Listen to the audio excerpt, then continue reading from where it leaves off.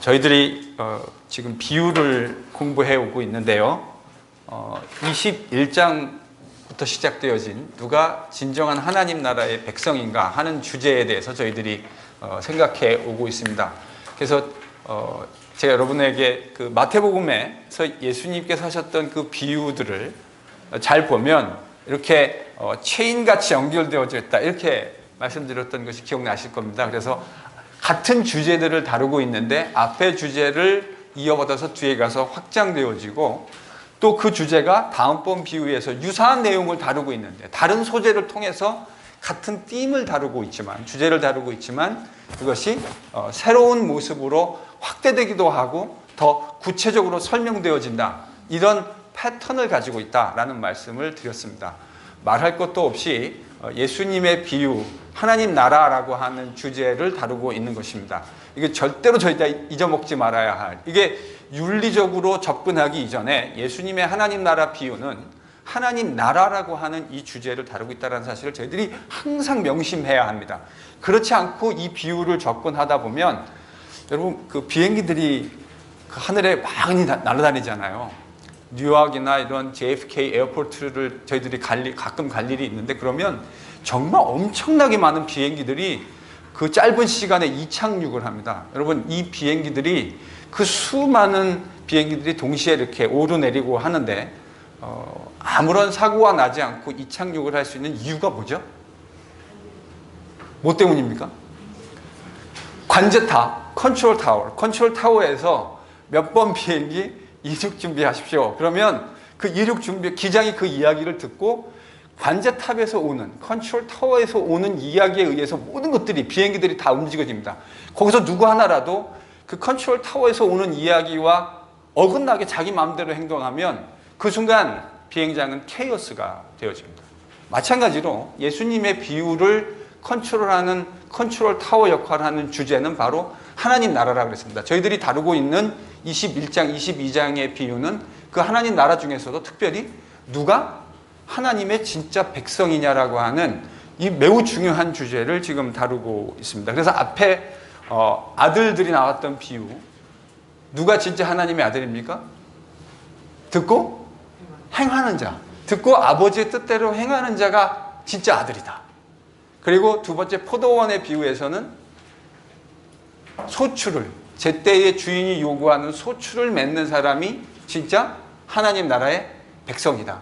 그리고 거기서 앞에 있는 내용하고 약간 발전되어져서 메시아, 아들의 버림받음이라고 하는 주제. 근데 그 버림받음이라는 것이 버림받음으로 끝나는 것이 아니라 도리어 그것이 모퉁이 돌이 되어서 새로운 건축물을 건축하게 되어지는 기가 막힌 파운데이션이 될 것이다 라고 하는 그런 계시적인 이야기를 두 번째 비유에서 예수님이 해주셨습니다. 이제 오늘 세 번째 비유, 소위 결혼잔치의 비유, 혹은 뭐 혼인잔치의 비유, 다양하게 이제 이야기할 수 있는데, 그 혼인잔치의 비유를 저희들이 같이 한번 묵상하고 또 공부해 보도록 하겠습니다. 같이 비유를 한번 먼저 읽어볼까요? 천천히 의미를 생각하시면서 앞에 있는 내용들과 또 이 비유가 가지고 있는 어떤 면에서 그 유사성이 있고 또 어떤 면에서 독특함이 있는가 하는 부분들을 머릿속에 염두에 두면서, 또 이 비유는 하나님 나라의 백성에 대한 이야기를 어떻게 전개하고 있는가, 또 이 비유에서는 어떠한 소재들이 사용되어지고 있는가, 그리고 일반적인 예수님의 그 소재와는 달리 이 비유에서 좀 이상한 부분, 제가 이제 그런 얘기 들었잖아요. 비유를 보면 예수님 비유에서 상당히 이상한 부분들이 이제 등장한다. 근데 여기서는 어떤 이상한 부분들이 또 등장하는지, 이런 것들을 좀 염두에 두면서 저희가 천천히 한 절씩 읽도록 하겠습니다. 아멘. 여러분이 지금 읽으신 이 소위 말하는 혼인잔치의 비유, 뭐 여러 이름으로 학자들이 이것을 명명했는데, 저는 혼인잔치의 비유라고 이름하는 것이 매우 적절하겠다, 이런 생각을 먼저 하게 됩니다. 왜냐하면 이 비유의 소재가 혼인잔치입니다. 여러분도 이미 좀 눈치를 채셨겠지만 예수님의 비유의 소재는 늘상 팔레스틴, 또 그레코 로만 사회에서 흔히 접할 수 있는 그런 내용들을 가지고 예수님이 비유의 소재로 삼으셨습니다. 오늘도 보면 예수님의 비유의 소재가 혼인잔치라는 것을 저희들이 알게 되죠. 예수님이 무수히 많은 소재들을 사용하셨는데, 비유의 소재로 근데 그 중에 가장 빈번하게 등장하는 소재가 혼인잔치인 것 같아요. 사실 뭐 저희들에게 있어서도 이 혼인잔치라고 하는 것, 한국 사람들도 결혼을 뭐라고 부르죠? 네, 결혼을 혼인이라고 부릅니까? 아니, 말 바꾸시면 제가 듣고 싶은 거 일륜지 대사. 그러니까 사람으로서 우리가 치르는 수많은 일들이 있는데 그 중에서도 매우 큰 일이죠. 뭐 말해 뭐 하겠습니까? 어떻게 결혼하느냐, 어떤 사람과 결혼하느냐, 이거 참 인생에서 저희들이 선택하는 매우 중요한 선택 중에 하나고, 그 선택이 얼마나 중요한지는 제가 여러분에게 설명드리지 않아도 여러분이 너무 잘 아실 거라 생각합니다. 이제 바로 그렇기 때문에 예수님이 혼인잔치의 비유를 소재로 삼으셔서 하나님 나라, 특별히 하나님 나라의 백성이 누구냐라고 하는 그 주제를 다루고 계신 것 같습니다. 그런데 아무리 생각해봐도 예수님께서 단순히 혼인이라고 하는 것이 일반적이고 보편적이기 때문만으로, 그 이유 때문만에 그 이유만을 가지고 혼인잔치 비유로 하나님 나라를 설명한 것 같지는 않습니다. 지금 그렇게 말씀하셨어요. 그런 것 같지 않다. 그럼 뭐 그렇게 생각하게 된 이유가 있을 거 아닙니까? 왜 그렇게 생각하셨습니까?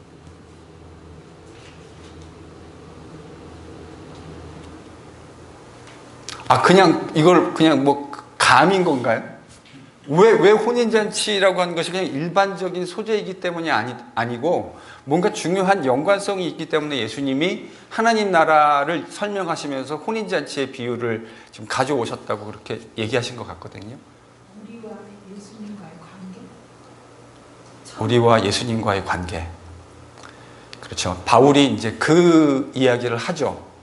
근데 제 질문은, 그거는 제가 보기에는 바울이 창작해냈다기보다는 바울이 이미 있는, 그러니까 예수님이 하셨던 이야기를, 저는 이제 베드로를 통해서 바울이 상당히 많은 이야기를 들었을 것이라고 그렇게 추측합니다.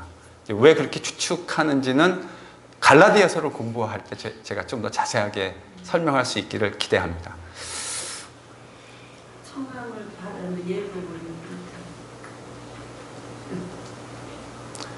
그냥 제가 얘기할게요. 여러분, 구약적 배경 안에서 이 혼인잔치, 그러니까 하나님이 베푸실 그 마지막 날에 큰 잔치, 그 이미저리를 어떻게 선지자들이 담아냈냐면, 그것을 메시아적 뱅퀴트. 여러분, 우리가 결혼을 하면 잔치를 베풀게 되잖아요. 연회를 베풀게 되는데, 하나님이 역사의 마지막에 베푸실 그 은혜를, 종말론적인 구원의 은혜를 종종 은유적으로 설명하고 비유적으로 설명할 때 구약에서 뭐가 사용되냐면 바로 결혼의 비유가 사용되어집니다. 결혼 혹은 뱅퀴트. 자, 그럼 예를 하나 좀 보여드려야 될 것 같은데, 너무너무 많아요. 사실 너무너무 많아서 어느 걸 선택할까 고민을 했는데 그냥 마음에 딱 첫 번째 떠오른 본문 하나 보겠습니다. 이사야 25장입니다. 이사야 25장 6절에서 8절입니다. 나중에 뭐 예레미야, 에스겔 뭐 이런 데도 보면 수도 없이 나오는, 특히 이사야의 이런 주제가 나오는데, 하나님이 베푸실 종말론적 구원이라고 하는 이 주제를 연회라고 하는 주제로 이사야 선지자가 설명합니다. 25장 6절로부터 8절. 저희가 한번 같이 읽어볼까요? 같이 읽습니다. 시작. 만군의 여호와께서 이 산에서 만민을 위하여 기르신 것과 오래 저장하였던 모든 베푸시니 곧 볼수라 강이 기르신 것과 오래 저장하였던 많은 것도 더하실 것이며, 또 이 산에서 모든 인류 여러분을 갈릴리와 열방 위에 덮인 덮개를 대하시며 사망을 영원히 거절하실 것이라. 주여께서 모든 얼굴에서 물을 씻기시며 자기 백성의 수치를 온 천하에서 제하시리라. 여호와께서 이같이 말씀하셨느니라. 네, 지금 이사야가 25장에서 이사야가 이거 말고도 하나님이 베푸실 종말론적 구원, 자기 백성을 신원하시고 그의 백성을 다시 시온으로 부르시는 이 종말론적 구원을 이야기할 때 이사야가 아주 종종 사용하는 그 이미지가 바로 뭐냐면 이 뱅퀴트입니다. 지금 여기 보면 뱅킷 이미지가 탁 아주 두드러지게 등장하죠. 뭐가 등장합니까? 기름진 것. 그리고요, 아주 오래된 포도주, 최상급 포도주. 그러니까 이거는 일반적인 그 유대인의 식탁에서 등장하는 것이 아니라 큰 뱅퀴시 일어날 때마다 일어나는 아주 대표적인 그런 품목들입니다. 그런 아이템들을 들어서 지금 이사야는 하나님이 베푸실 종말론적 구원을 이야기할 때 바로 그것을 이렇게 뱅킷의 이미지를 가지고 설명합니다. 자, 그러니까 예수님께서 지금 하나님이 베푸실 종말론적 구원이라고 하는 것을 이야기할 때 여기에 연회라고 하는 혼인잔치의 연회를 이야기한 것이 예수님의 창작이라고 보는 것보다는 구약에서부터 내려왔던 이야기, 그 익숙한 이야기를 예수님이 다시금 자기의 문맥 안에서 새롭게 만들어냈다. 이렇게 보시는 것이 좀 더 적절해 보입니다. 자, 일단 그렇습니다. 그래서 일반적인 소재를 가지고 예수님이 이제 비유를 설명하셨고, 그리고 그 소재는 예수님이 새롭게 뭘 만들어냈다기보다는 구약 안에서 이미 유대인들에게 매우 익숙했던 주제인 하나님의 구원을 나타내는 그 이미지로서 뱅퀴, 잔치, 혼인잔치, 연회를 염두에 두고 있다라고 하는 것을 여러분에게 말씀드렸습니다. 자, 이제 비유의 구체적인 내용을 좀 한번 생각해 보죠. 2절에 보면 천국은 뭐와 같대요? 자기 아들을 위해서 혼인잔치, 뱅퀴를 베푼 어떤 임금과 같다. 그런데 여러분 3절과 4절을 저희들이 잘 보면 이제 여러분 우리 결혼, 한국 결혼 풍습하고 이제 이 서양 혹은 이 이스라엘의 풍습하고 좀 다른 것 같아요. 각 그 문화마다 결혼 풍속도가 있는데 여러분 한국은 이렇게 결혼하잖아요. 그냥 불특정 다수 아는 사람들에게 뭘 다 보내죠? 청첩장. 그래서 사실은 청첩하신 분들 가운데 과연 예식에 몇 분이 참석하시는지 한국 혼인은 숫자를 가늠하기가 상당히 그 애로사항이 많습니다. 그래서 때때로 너무 많이 와서 음식이 부족해가지고 곤란함을 겪는 분들도 제가 경험했던 것 같아요. 근데 저희가 이제 미국에서 이제 오래들 사셨기 때문에 미국 결혼 풍습은, 결혼 문화는 그거하고는 좀 다르죠. 어떻게 하죠? 인비테이션을 미리 1차 인비테이션을 보냅니다. 그럼 거기다가 갈 건지 yes, no를 해가지고 마크를 하죠. 그럼 yes인, 그리고 뭐 거기 또 이거 있잖아요. maybe. yes, no, maybe. 그럼 yes인 경우에는 몇 명이 참석하는지 그 숫자랑 이름까지도, 게스트의 이름까지도. 그래서 결혼식 갔다가 이제 뱅퀴 가면 테이블이 아예 저희 이름이 쓰여져 있는, 그래서 거기 가서 앉으면 되는 거잖아요. 그러니까 서양의 결혼 풍습도 그랬어요. 근데 이게 여기 여러분이 잘 보시면 이 팔레스틴의 결혼 풍습이 어땠는지를 저희들이 알 수 있는데 3절을 보면 종들을 보내서 누구를 오라 그랬습니까? 청한 사람들. 그러니까 이건 이런 의미예요. 이미 1차 인비테이션이 갔던 거죠. 그래서 그 갔던 사람들 중에 내가 결혼 예식에 참여하겠다라고 긍정적으로 응답했던 사람들에게 다시 컨퍼메이션의 의미로, 컨펌한다는 의미로 다시 종들을 보내서 이제 그 시기가 되었습니다. 혹시 비즈니스를 하거나 뭐 여러 가지 산업을 하다가 그때가 온지를 깜빡 잊어먹고 있을 수도 있으니까 다시 종들을 보내서 이런 특별히 왕이나 또 어느 정도 그 사회적인 스테이러스가 되시는 분들 이렇게 이제 종을 보내서 그 날짜가 되었다고 하는 사실을 다시 이제 리마인드 시켜준 거죠. 그래서 여기서 지금 종들을 보냈다고 하는 것은 원래 혼인잔치에 오려는 계획이 없었던 사람이 아니라 1차 초청에 대해서 긍정적으로 응답했던 사람들에 대해서 다시 보내졌다. 이 사실을 저희들이 좀 염두에 둬야 될 것 같고요.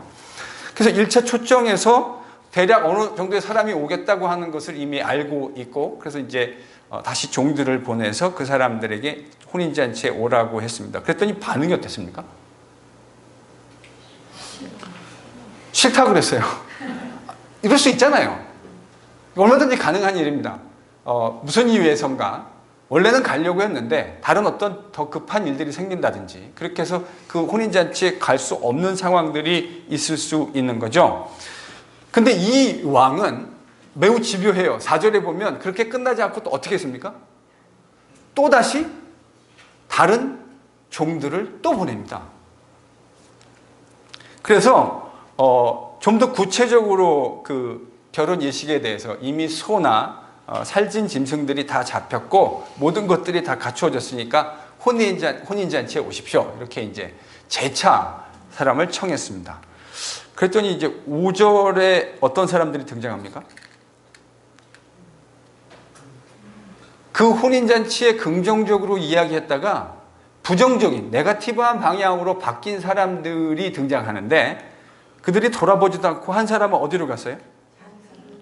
비즈니스 하러 간 거죠. 네, 농경사회에서 밭으로 일하러 갔고 한 분은 사업하러. 둘 다 비즈니스 때문에 지금 이 혼인잔치에 참여할 수 없다. 뭐 이제 이걸 가지고 여러 가지 이야기를 많이 이야기하는데 저는 일단 그게 이 비유의 메이저 포인트는 아니라 생각이 듭니다.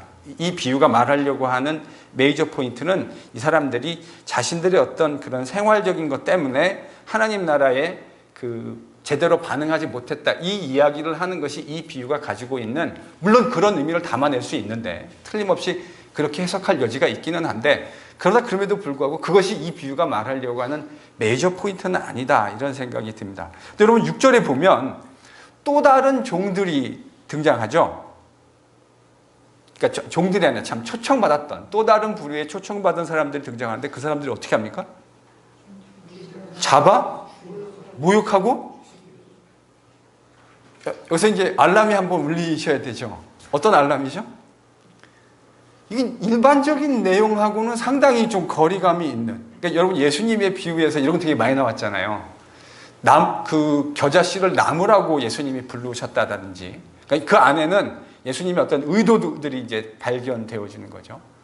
또 여자가 몰래 누룩을 몰래 넣었다라든지 이런 표현들은 일반적인 상황 속에서는 매우 일반적이지 않은 매우 독특한 내용들을 담고 있습니다. 이제 그것이 예수님이 말씀하시려는 중요한 포인트 가운데 하나가 되는 거죠. 여러분 결혼잔치에 초청했는데 간다 그랬다가 예수를 이야기했다가 상황이 잘 안 돼가지고 못 갈 수 있잖아요. 근데 그렇다고 해가지고 그 보낸 종들을 모욕하고 죽이진 않잖아요. 이건 정말 익스트림한 케이스. 만약 이런 일이 있다고 한다면 이건 정말 익스트림한 케이스지 일반적이지 않죠. 자, 그럼 여기서 질문을 하나 해봐야죠. 왜 예수님의 비유에서 종종 그렇듯이 일반적이지 않고 이렇게 익스트림한 얘기를 하는 경우에 이제 그게 포인트와 연결되고 있다는 얘기를 드렸잖아요.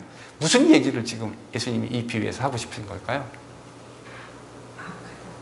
누가 악한 거죠? 청함을 받았던 사람들의 악함을 이야기하기 위한.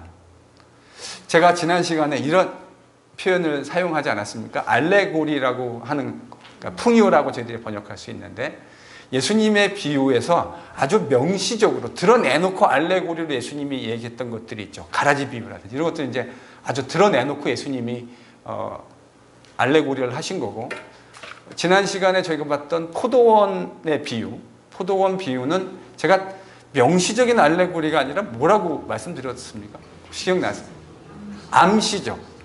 왜 암시냐면 예수님이 아주 명시적으로 드러내놓고 딱 1대1로 대응시키지는 않았는데 듣는 사람들이 그 얘기를 듣고 여기서 포도원의 품꾼이 우리를 이야기하는 거구나라고 딱 알아들었단 말이죠. 그러니까 이거는 암시적인 알레고리죠. 저는 이 비유도, 혼인잔치의 비유도 그런 암시적인 알레고리에 해당한다고 생각합니다. 자, 그러면 질문해 볼게요. 임금이 보냈던, 여기서 일단 임금 그러면 누구를 나타내는 걸까요? 이거 하나님이죠. 네, 이 비유에서 저희들이 이 비유를 잘 읽다 보면 여기서 임금은 틀림없이 하나님을 나타낸다는 것을 알 수 있습니다. 그러면 여기서 보내진 종들은 누구를 의미하는 걸까요? 선지자들. 네, 구약의 선지자들. 그래서 하나님의 뜻을 가서, 이 사람들은 대언자잖아요. 하나님이 하신 말씀을 그대로 가서 전하는 대언자들인데, 그들이 그 말씀을 대언했을 때 간혹 죽임을 당하는 그런 선지자들이 있지 않았습니까? 이제 그런 것들을 염두에 두고 있는 거죠. 자, 그러니까 이 이야기는 예수님의 비유 속에 6절이 함의하는 바는 구약의 이스라엘 역사 안에서 하나님의 말씀을 전했던 하나님의 선지자들을 함부로 대하고 심지어는 죽였던 과거 육적인 이스라엘의 과오와 패역함을 고발하고 있는 내용이군요.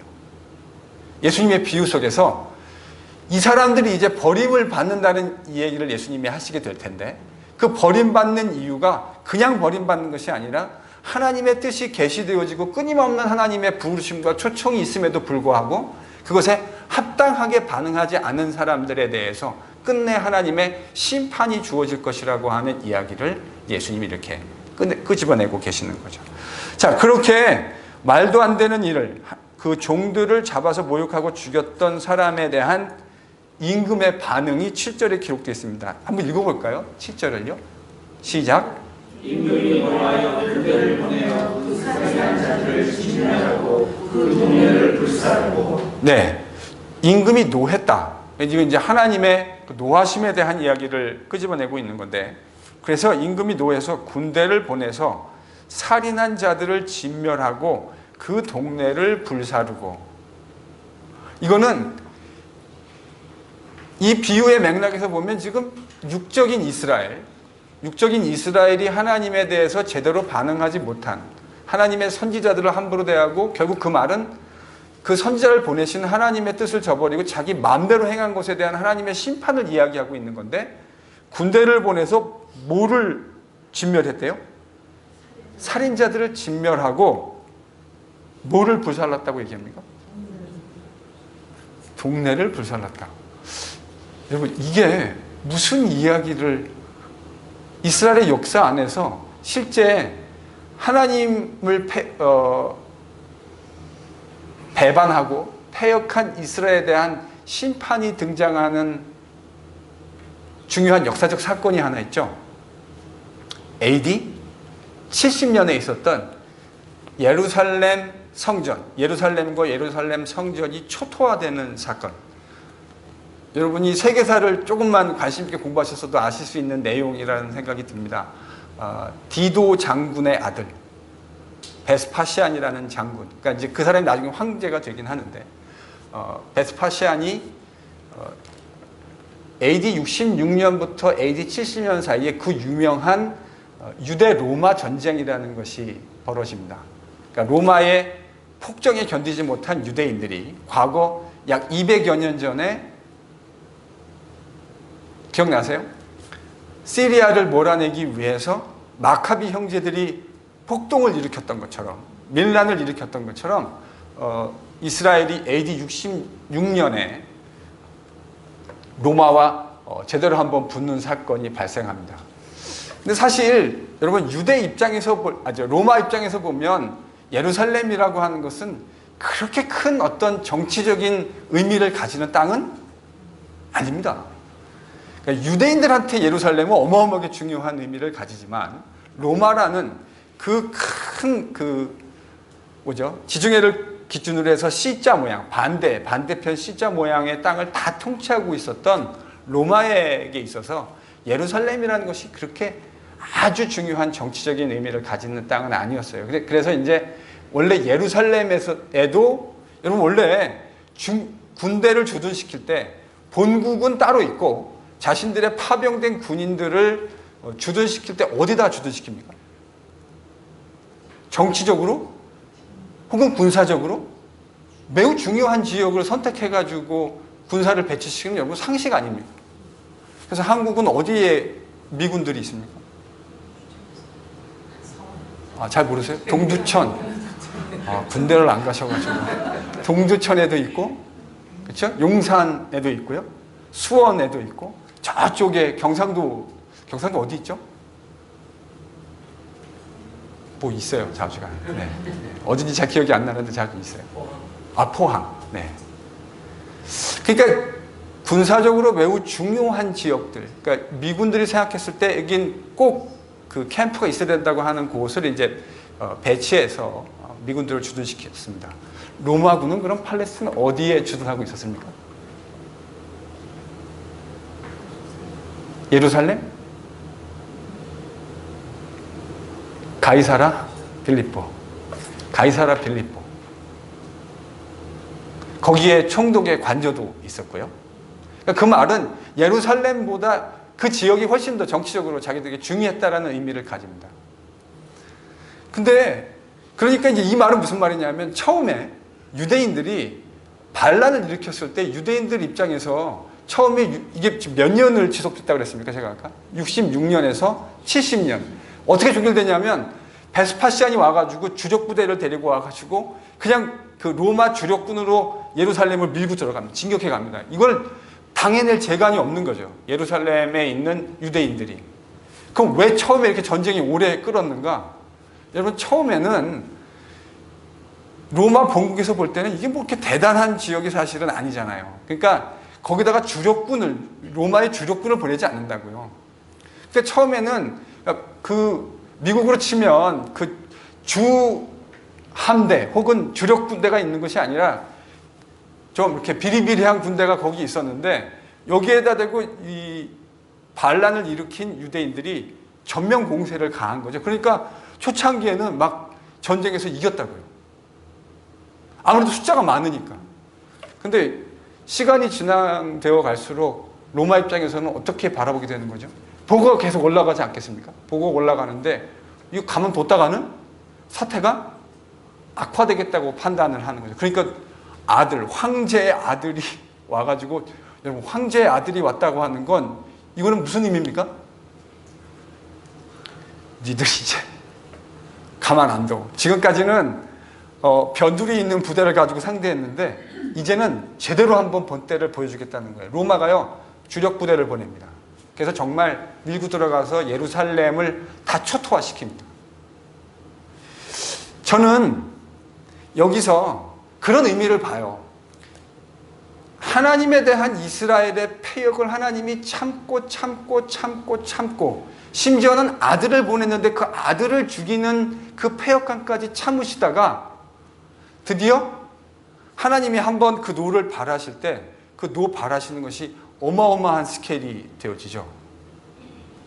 저는 이 7절이 AD 70년에 있었던 유대 로마 전쟁의 그 마지막 이야기, AD 70년에 예루살렘 성전이 무너지는 그 이야기를 예수님이 예언적으로 이야기하고 있는 것이 아닌가 그런 생각을 합니다.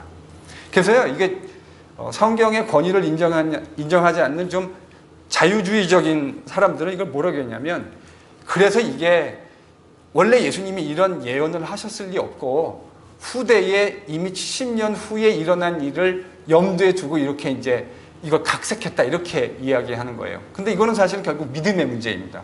그거를 예수님이 예언할 수 없다고 생각하든지 아니면 예언하실 수 있다고 생각하고 그 예언이 이루어졌다고 생각하는, 저는 이제 그렇게 생각하는데 아무런 문제가 사실 없거든요. 저는 이 7절의 내용이 바로 그 예언을 염두에 두고 있는 것이 아닌가 하는 그런 생각을 하게 됩니다. 자, 그래서 임금이 군대를 보내서 살인자들을 진멸하고 동네를 불사른다라는 이야기가 등장했습니다. 여러분, 근데 8절과, 그래서 이제 그런 심판이 이루어지고 난 다음에 8절과 9절을 보면 한번 읽어볼까요? 어떤 내용이 등장하는지 읽어보겠습니다. 시작. 이에 종들에게 이르되 혼인잔치는 준비되었으나 청한 사람은 당하지 아니하니 너희는 기회 가서 사람을 만난 대로 혼인잔치에 청하여 오라 한대. 여러분, 8절과 9절을 읽으면 우리가 이미 이전에 읽었던 비유와 상당히 유사한, 주제면에서 유사한 주제가 등장하죠. 어떤 겁니까? 원래 초청받았던 사람이 아닌 다른 사람이 초청의 대상으로 등장하는, 사실은 같은 주제인 거죠. 비유의 소재가 바뀌었기 때문에 그 내용은 좀 바뀌었지만 실제로 그 안에 그 내용을 깊이 바라보면 사실은 달라진 게 아무것도 없죠. 이미 실패했던 사람들이 제외되고 전혀 새로운 사람들이 그 하나님의 초청의 대상이 될 것이다 라고 하는 그 주제가 다시 한번 반복되어집니다. 그래서 임금이 자신의 초청에, 원래 초청에 잔인하게 반응한, 네거티브하게 반응한 사람들을 심판하고 종들을 다시 내보내서 사거리에서 새로운 사람들을 초청합니다.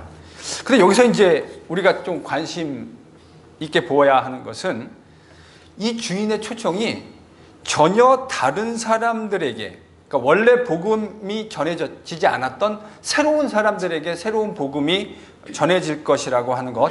그리고 여기에는 이 초청 대상에는 그 초청에 합당한 사람들뿐만 아니라 합당하지 않은 사람들까지도 그 초청의 대상에 포함될 것이라고 하는 주제가 다루어집니다. 이 초청에 호감을 끄는 것이 이 초청에 합당한 사람뿐만 아니라 이 초청에 심지어 합당하지 않은 사람들에게까지도 이 초청이 주어질 것이라고 하는 주제가 등장한다고 하는 거예요. 그래서 여기 보면 10절에 제가 한번 읽어보겠습니다. 종들이 길에 나가 어떤 사람이요? 악한 자나 선한 자나 만나는 대로 모두 혼인잔치에 데려오니 혼인잔치에 손님들이 가득한지라.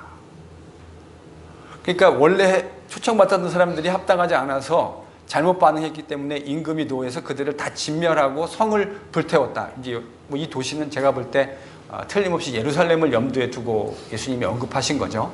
그러니까 예수님이 AD 30년경쯤 십자가를 지었다고 생각한다면 실제로 이 예수님이 말씀을 하시고 그것이 이루어지기까지는 대략 한 40여 년의 갭이 존재한다는 것을 저희들이 알 수 있는데, 근데 여러분 원래 지금까지 우리가 읽었던 그 누가 하나님 나라의 백성이냐라고 하는 주제를 가지고 얘기한다면 비유가 여기서 딱 끝나도 되는 거잖아요.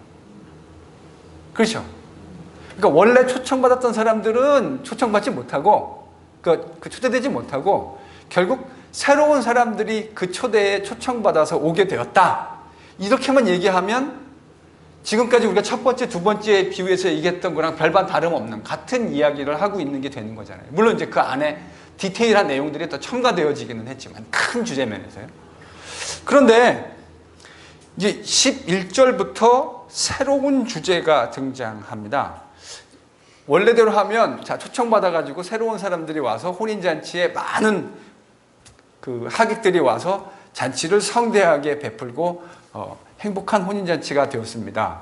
The end. 이렇게 딱 끝나야 이게 깔끔해 보이는 것 같은데 비유가 그렇게 끝나지 않고요. 여기서 이 초대된 사람들이 왕의 접견을 받는다라고 하는 이제 매우 중요한, 사실은 이 비유가 이전 비유와는 확실하게 차별되어지는 새로운 주제가 등장합니다. 그래서 이제 이 주인이 와서 왕이 와서 하객으로 오신 분들을 접견하는 이야기가 등장하는데 여기서 주인공은 딱 한 사람입니다. 그렇죠? 어떤 사람입니까? 예복을 입지 않은 사람. 이렇게 유대인들이 결혼 풍습이 이런 거죠. 저희들도 뭐 결혼식 초대받고 하객으로 참석하게 되면 당연히 저희들이 가지고 있는 옷 중에 그래도 제일 깨끗하고 말쑥한 옷을 입고 가는 것이 일반적 상식인데 유대인들도 당연히 결혼식에 초청받았을 때 일반적인 옷이 아니라 예복을 입고 가는 일반적인 문화였습니다. 그런데 어떤 사람이 한 명 있는데 그 접견 과정에서 초대를 받기는 했는데 적절한 예복을 갖추고 있지 못한 한 사람이 이제 예수님의 비유의 그 논의의 초점이 됩니다. 그 사람은 어떤 결과를 맞이하게 되죠? 어째서 친구여 예복을 입지 않았느냐라는 왕의 이야기를 들었을 때 그가 뭐라고 얘기합니까? 아무 말도? 그건 무슨 말이냐면 이 문화에서 그렇게 행동한 것이 부적절하다고 하는 것에 대한 스스로의 인증입니다. 아무 말을 하지 못했다. 자, 그런데 그거에 대해서 13절에 뭐라 하냐면 임금들이 사환 종들에게 말하되 손발을 묶어 바깥 어두운 데 내어 던지라. 거기서 슬피 울며 이를 갈게 되리라. 여러분 마태복음에서요 어두운 데 내어 던지고 거기서 슬피 울며 이를 갈미 있을 것이다. 이거 무슨 표현입니까? 한 번도 예외 없이 하나님의 종말론적인 심판을 얘기하는 아주 전형적인 문구입니다. 어두운 데 내어 쫓아서 거기서 슬피 울며 이를 갈미 있을 것이다. 자, 그럼 이제 우리가 던져야 하는 질문이 도대체 이 접견을 받는 과정 속에서 예복을 준비하지 못한 사람은 도대체 어떤 사람을 예수님이 염두에 둔 것인가? 일단 마태복음 안에도 상당히 많은 힌트들이 있습니다. 마태복음에서 예수님이 나더러 10장에도 보면 주여 주여 하는 자마다 천국에 들어갈 것이 아니라 내 아버지의 뜻대로 행하는 자라야 들어갈 것이다. 예수님이 아주 중요하게 마태복음에서 특별히 마태복음, 다른 복음서도 역시 마찬가지이긴 하지만 아주 마태복음에서 도드라지게 등장하는 주제, 하나님 아버지의 뜻대로 행하는 것. 그러니까 사실 이런 주제는 야고보가 이야기하고 있는 신학적인 주제와 상당히 맞닿아 있죠. 말로 고백하는 믿음이 아니라 행함으로 따라오는 믿음. 형제가 배가 고픈데 가서 배불리 해라. 춥다고 하는데 따뜻하게 해라. 그렇게 말 못할 사람이 세상에 어디 있습니까?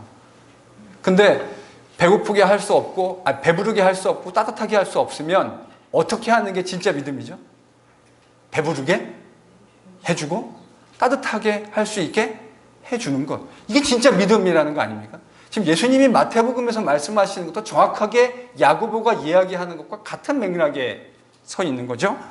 여기 보면요, 도대체 예복을 입는다는 것이 도대체 무슨 의미를 가지는 것인가에 대해서 저희들이 좀 생각해 봐야 하는데, 사실은 성경 말고도 제가 지난번에 여러분들에게 개요를 공부할 때 많이 보였던 유대인들의 문서들을 보면 이 유대인들의 그 풍습 속에서 예복을 입는다라는 것이 뭐를 의미하는지에 대한 아주 많은 예들이 있습니다. 근데 성경 바깥에 나가는 것보다는 그래도 성경을 가지고 저희들이 보는 게 좀 더 좋으니까 제가 딱 가장 적절해 보이는 예가 하나 있어서 그 계시록 한번 찾아보십시오. 19장. 제가 거기다 8절이라고만 썼는데 사실은 7절부터 봐야 문맥이 더 분명해집니다. 계시록 19장 7절과 8절입니다.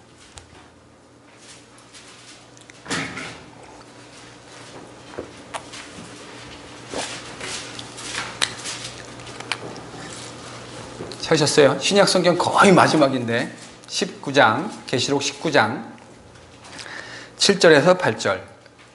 참고로 계시록 19장은 이제 모든 환란이 끝나고 어린 양 예수님의 혼인잔치를 이야기하고 있는, 그래서 그의 백성, 그의 신부들이 어떻게 어린 양 신랑이신 예수님과 더불어 뱅퀴트를 하는가 하는 그런 이야기들을 다루고 있는 장입니다.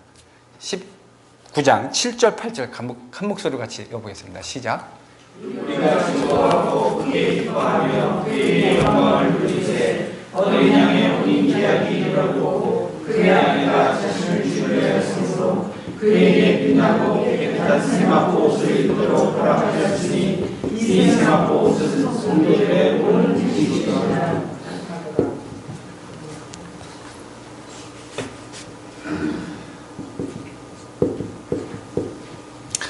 지금 배경이 어디의 배경이죠? 어린 양의 혼인잔치. 지금 요한이 이 예수님의 마지막 장면을, 그 하나님과 더불어서 이루어지는 종말론적인 구원의 큰 그림을 그려주는데 그 그림 언어가 또 뭡니까? 혼인잔치. 예수님이 하나님 백성이 누리게 될 구원의 축복을 이야기하면서 사용하셨던 비유의 소재도 혼인잔치. 이사야와 구약의 선지자들이 하나님의 종말론적인 그 구원의 풍성함을 이야기할 때 사용했었던 것도 뱅퀴트, 메시아닉 뱅퀴트. 그러니까 사실 이게요, 다 일목요연하게 연결되어져 있는 주제죠.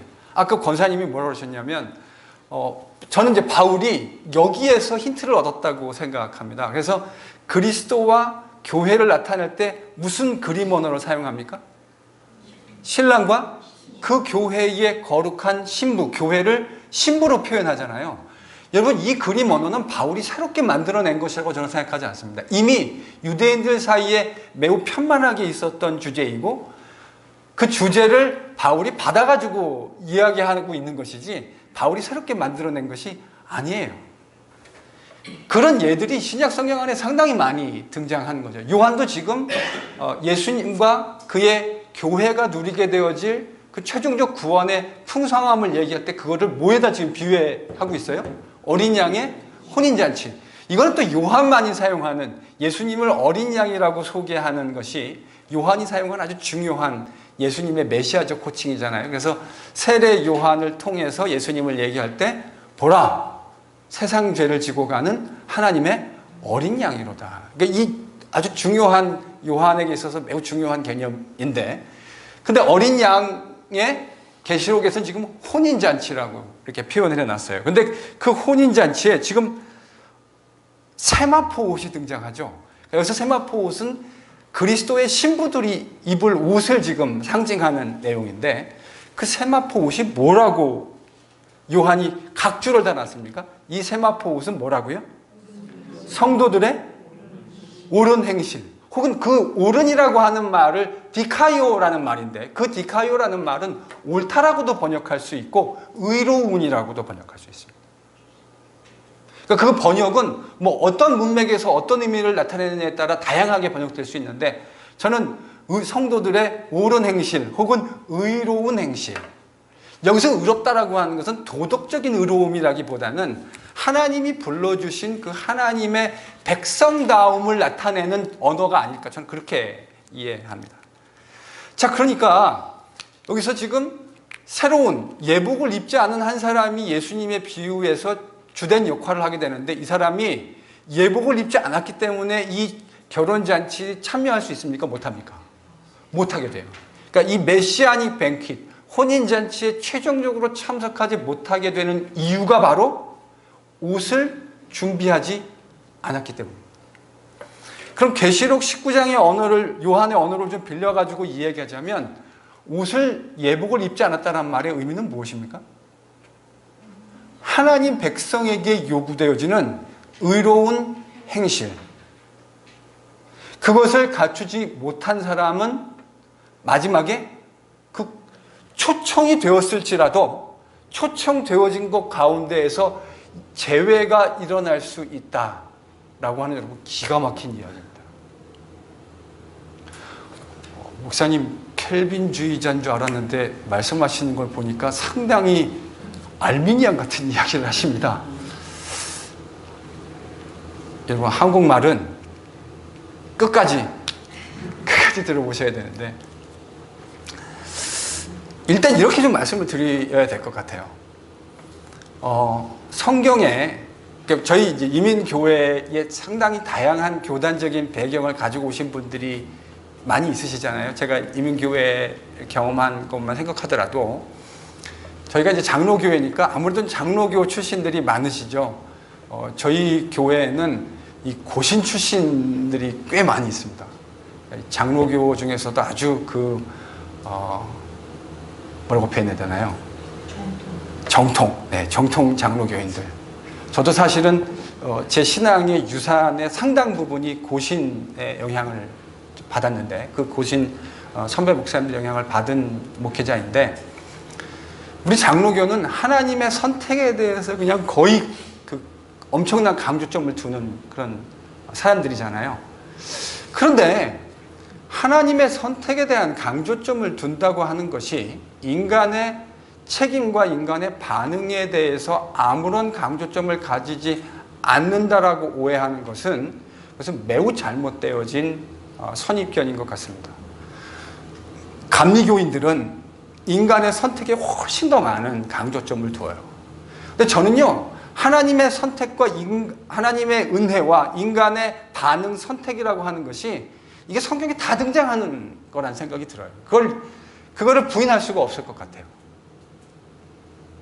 그래서 하나님이, 제가 설교할 때 어느 때 보면 막 하나님의 은혜를 막 강조하잖아요. 그러니까 어떤 성도님이 저한테 그러세요. 목사님, 하나님의 은혜만 얘기하시고 왜 인간의 책임은 이야기하지 않으시는가요? 제가 인간의 책임을 얘기 안 하던가요?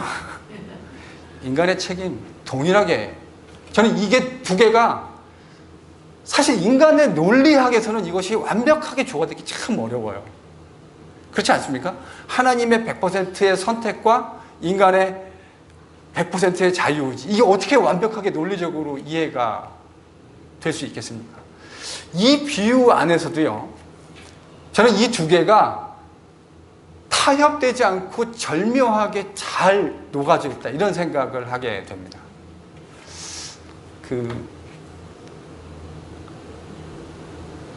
크랩 숲을 만들면 크랩이 어디 갔는지 잘 안 보이잖아요. 다 녹아가지고 흐물흐물해져가지고요.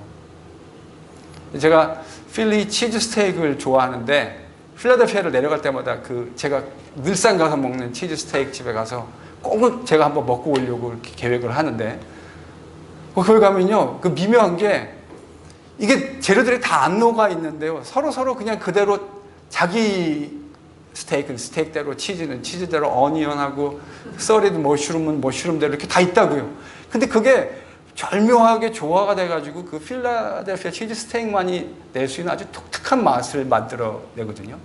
저는 이 비유 안에 하나님의 선택과 인간의 책임이라고 하는 것이 절대 어느 양쪽 중에 한편에 손상을 입지 않은 채로 두 개가 그대로 기가 막히게 공존한다고 생각합니다. 왜 그렇습니까? 어떻게 그걸 그렇게 얘기할 수 있을까요? 지금요, 이 예복을 입지 않는 사람은 결국은 지금까지 제가 설명한 것에 의하면 뭐 때문에 그 마지막 혼인잔치에서 쫓겨나는 겁니까? 자신의 행동 때문입니다. 맞죠? 그러니까 여러분 장로교는 어디다가 강조점을 둔다고요? 하나님의 선택 혹은 하나님의 은혜. 감리교인들은요? 인간의 반응 혹은 행위, 뭐 이거 선행이라고도 할 수 있고요. 이 두 가지가 서로 이율배반적인 것 같은데요. 지금 이 비유를 보면 총장로님, 이 비유에서 예수님이 여기에다가 강조점을 둔 것 같습니까? 여기다 강조점을 둔 것 같습니까? 지금까지 비유의 흐름을 쫙 읽다 보면 여기에 방점이 있으신 것 같아요? 아니면 여기에 방점이 있으신 것 같아요? 여기 아닙니까? 거기서는 옛말과 그전에 거기서는 인간의 반응에 맹점이고 그 위에서는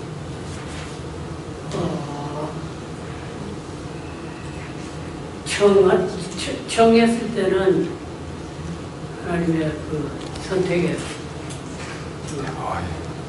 제가 그러니까 양쪽이다. 트랩에 이렇게 빠뜨리려고 장로님한테 질문을 드렸는데 그 트랩을 삿분이 넘어가시네요. 감사합니다. 네. 아니 제가 뭐 빠진 걸 보고 좋아하거나 이렇게 패역한 인간은 아니에요. 사실 이 지금 비유의 플로우를 쭉 따라가다 보면 인간의 반응에다가 예수님이 지금 거의 콱 방점을 둬요. 니들이 어떻게 반응하느냐, 하나님이 원하시는 것에 따라서 어떻게 반응하느냐에 의해서 그 종말론적 구원에 참여하고 참여하지 못하고가 결정되어진다. 이렇게 확 끝나는 것 같다고요. 11절까지 읽다 보면요. 12절까지. 근데 여러분 13절 한번 읽어볼까요? 같이 읽습니다. 시작. 임금이 사환에게 말하되 14절. 죄송합니다. 14절. 청함을 받은 자는 많되 택함을 입은 자는 적으려. 그게 지금까지요. 톤 자체가 인간의 반응에다가 예수님이 거의 그냥 그러니까 여러분 첫 번째 초청 이 비유 안에서 거절당하는 사람이 두 부류의 사람이 있습니다. 어떤 사람이죠? 처음에 가겠다고 해놓고 그러니까 1차 초청에 긍정적으로 반응했다가 결국 안 가고 자기 사업터에 일하러 가거나 혹은 그 종들을 죽인 사람. 이 사람들은 초청에 제대로 응하지 않았던 거죠. 그래서 그들은 혼인잔치에 거절당하게 됩니다. 근데 이 혼인잔치에 또 거절당하는 사람이 있죠. 이 앞에서는 안 나왔던 사람이에요. 어떤 사람입니까? 예복을 입지 않은 사람이에요. 근데 이 사람은 왜 거절당했어요? 그 혼인잔치에 참여하기 위해서 마땅히 입었어야 할 예복, 즉 하나님의 백성으로 요구되어지는 그 반응을 보여주지 못한 사람이 제외될 것이라고 하는, 그러니까 사실은 큰 그림에서는 앞에 나왔던 이야기를 이 혼인잔치의 비유의 언어로 예수님이 다시 설명하고 끝나는 것 같아요. 여기까지만 보면, 13절까지만 보면. 근데 마지막 반전이 저는 이 비유의 14절에 있다고 생각합니다.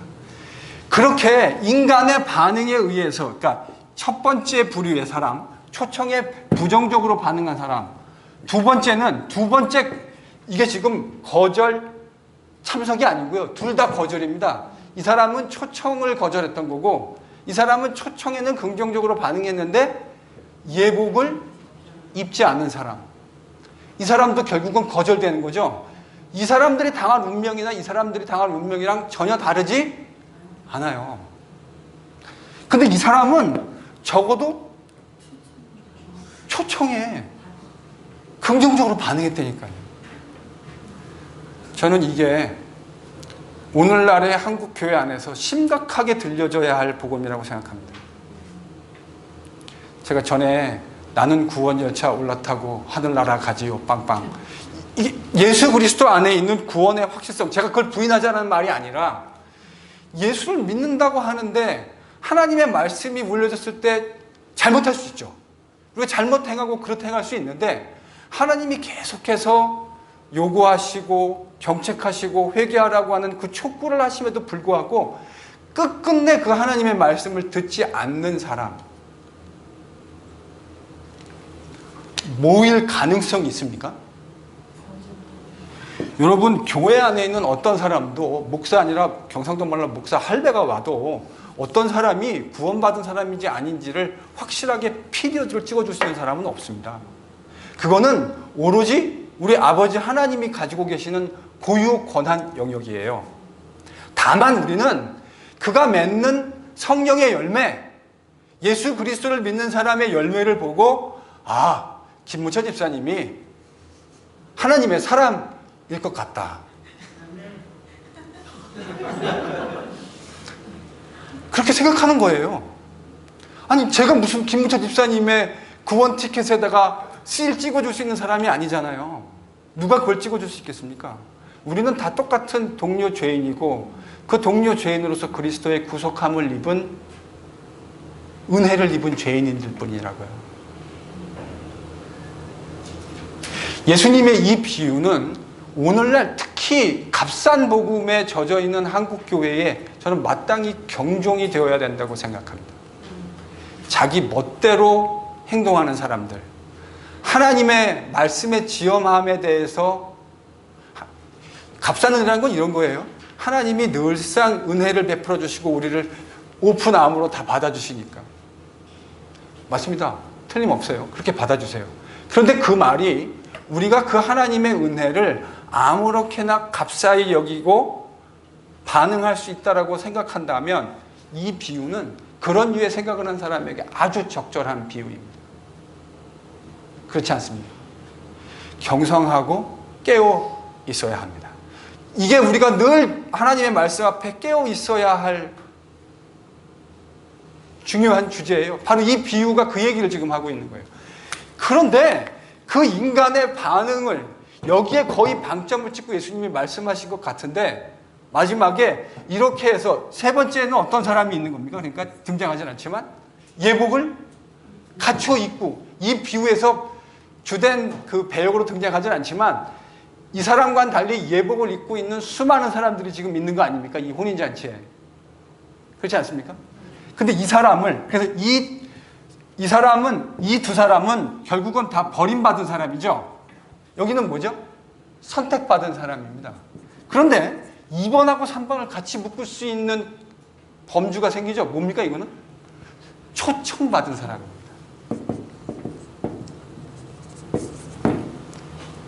초청은 받았는데 여기서 버림받는 사람도 생겨날 수 있군요. 근데 그거를요, 인간의 반응에다가, 인간의 행위에다 방점을 찍지 않고 마지막에 예수님이 뭐라고 확 바꿨냐면, 청함을 받은 사람은 많지만 택함을 입은 사람은 많지 않다. 무슨 말입니까? 인간의 100% 반응이 맞는데 그거가 누구의 조치라는 거예요? 하나님의 선택의 조치라는 거예요. 저는 이 비유를 정말 수도 없이 많이 묵상했어요. 이 비유 안에는 인간의 100%, 순도 99.9%가 아니라 인간의 순도 100%의 책임을 이야기하면서 동시에 순도 100% 하나님의 은혜를 이야기합니다. 어느 누구도 거스를 수 없는 순도 100% 하나님의 은혜. 아무리 제가 지금까지 제 머리로 생각해도요, 인간 세상에서 이 두 개를 완벽하게 설명해낼 수 있는 건 없어요. 다만 이 비유는 이거를 설명하려고 노력하는 것이 아니라 그 두 개가 그대로 우리 인간에게 존재하고 있다는 사실을 예수님이 그냥 있는 그대로 프로젝트 하시는 거예요. 니들이 100% 니들의 선택으로 한 거지만 그것이 하나님의 무슨 영역 안에 있는 거라고요? 선택의 영역 안에 있는 거예요. 그래서 저는 이 비유를 깊이 묵상하고 난 다음에 좀 자유함을 얻습니다. 예전에 참 어려웠어요. 이게 기독교 2000년 역사가 해결하지 못한 주제입니다. 인간의 책임과 하나님의 선택이라고 하는 이 주제는 기독교 역사 2000년이 해결하지 못한 주제예요. 완벽하게. 그러니까 제가 뭐라고 이거를 해결할 수 있겠습니까? 예전에 철없는 시절에 내가 이걸 한번 해결해 보리라는 생각을 했던 적이 있는데 말씀을 읽고 묵상하면서 깨달았어요. 이건 해결할 수 있는 게 아니라 있는 그대로를 그대로 프로젝팅하고 설명하는 하나님의 완벽한 100%의 은혜를 이야기하면서도 그것이 결코 인간의 책임을 그 인간의 책임이 가지고 있는 중요성을 0.01%도 가감시키지 않는 이 두 가지가 항상 동시에 존재하는, 그래서 이 긴장 안에서 살아가게 만드는, 그거를 너무나 잘 알았던 바울 사도는 저는 이렇게 표현했다고 생각합니다. 바울이요, 수도 없는 말을 했는데 제가 바울이 한 말 중에 아주 제 마음속에 깊이 존재하고 있는, 제 마음속 깊은 곳에 잘 박힌 목과 같이 박혀 있는 말이 있습니다. 그게 뭐냐면 바울이 이렇게 표현해요. 내가 잡았다고 생각하지 아니하노라. 여러분, 바울이 로마서 8장에 보면 그리스도 예수 안에 있는 흔들 수 없는 하나님의 구원의 확실성을 얼마나 목에 힘줘서 강조합니까? 사막이나 기근이나 칼이랴, 그리스도 예수 안에 있는 하나님의 사랑에서 나를 끊을 사람이 없다. 지금 뭘 얘기하는 거예요? 이 이야기를 하고 있는 거예요. 그런데 그 사실을 너무나 잘 알고 있는 바울이 뭘 얘기하냐면 내가 잡았다고 생각하지 않는다. 나도 그 부르심의 상을 끝까지 잡기 위해 달려간다. 여러분, 이걸 가지고 있는 게 매우 건강하게 만들어요. 하나님의 완벽한 은혜를 알고 있으면서 동시에 그것이 우리의 인간의 책임을 0.01%도 가감시키지 않는다는 사실을 완벽하게 인정해야 하나님의 은혜도 절절하게 느낄 수 있고 나에게 주어진 그 책임의 깊이도 하나도 놓치지 않으면서, 여러분, 이렇게 되면 겸손해집니다. 하나님을 의지하지 않을 수 없어요. 왜냐하면 결국 이 반응을 온전히 이끌어내게 되는 것도 내 힘의 능력에 있는 것이 아니라 하나님의 선택 안에 있다고 하는 사실을 인정하게 되기 때문에 그래요. 이건요, 완벽하게 모든 사람이 깔끔하게 딱 정리되게 정리하기는 참 어려워요. 주제 자체가. 그러나 저는 이렇게 하고 만족하려고 합니다. 하나님이 이 두 가지 사실을 우리에게 그대로 다 말씀하시려고 합니다. 그래서 그 안에서 겸비하고 나에게 주어진 성도로서의 이 고귀한 삶을 주님이 부르시는 그 마지막 날까지 겸손하게 한 발 한 발 걸어가게 되어지는 거예요. 근데 그 마지막 날에 사람들이 요즘 이런 말을 하죠. 하나님이 다 하셨습니다. 여러분, 그거는요, 아무 때나 그냥 갖다 붙여가지고 하나님이 다 하셨습니다 이렇게 말하시면 안 돼요. 이건 뭐냐면 우리 모든 이 구원의 최종적인 이 모든 것, 우리가 그렇게 순종하며 최선을 다해서 걸어갔지만 그 마지막, 이거 누가 다 하신 겁니까? 14절 다시 한번 읽어볼까요? 청함을 받은 자는 많되 택함을 받은 자는 적다. 여러분, 이 말의 엄중함을 좀 깊이 묵상하실 수 있기를 바랍니다.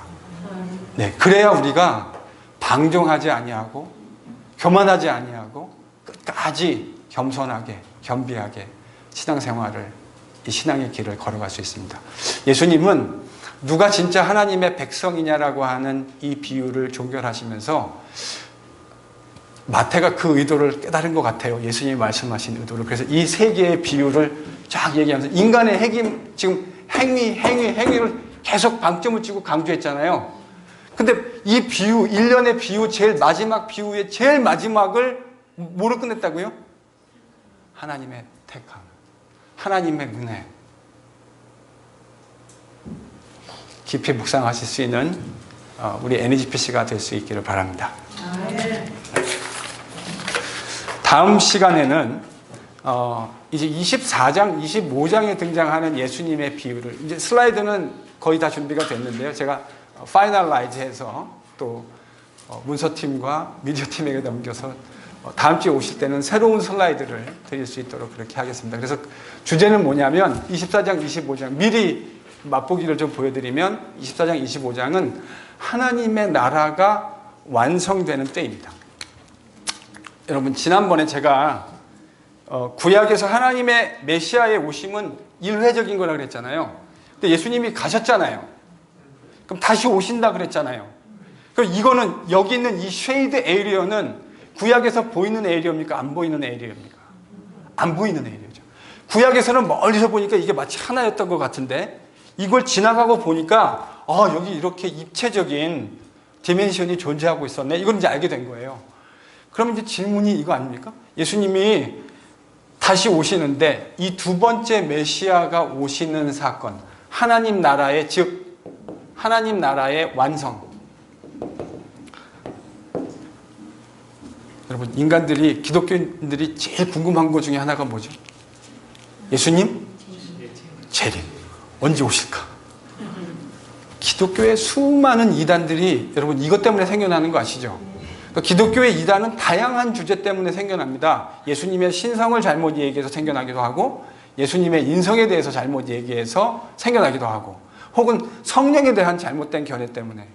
근데요 제가 알기로 기독교의 수많은 이단 가운데 가장 그 퍼센티지가 높은 게 뭐냐면 이것 때문에 생겨납니다. 저희 이미 한국에서도 많이 경험했잖아요. 막 몇 년 전죠? 1992년 다미 선교회 뭐 이래가지고 92년 10월 18일 날인가요? 잘 모르시나요? 그때 미국에 계셔가지고 뭐 그런 사건들이 있었는데 다음 주에 그 주제 하나님 나라가 완성되는 거에 관련되어진 그 때에 대한 주제를 여러분하고 같이 이제 되게 비유가 많아요. 그래서 그 이야기를 같이 나누려고 합니다. 기도하고 제가 마치겠습니다.